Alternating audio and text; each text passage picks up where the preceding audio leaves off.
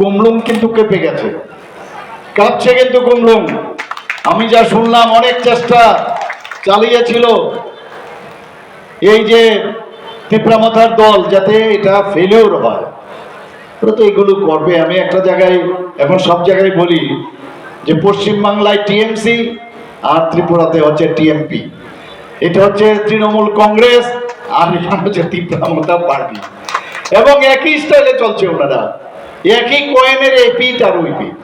অদ্ভুত, এখানেও মারপিট, গণতন্ত্রের টুটি টিপে ধরেছে এবং একটা বিশেষ শ্রেণীকে নিয়ে সামনের দিকে এগিয়ে নিয়ে যেতে চায়, এবং গণতন্ত্র আইন কানুন কিছুই বলাই নেই।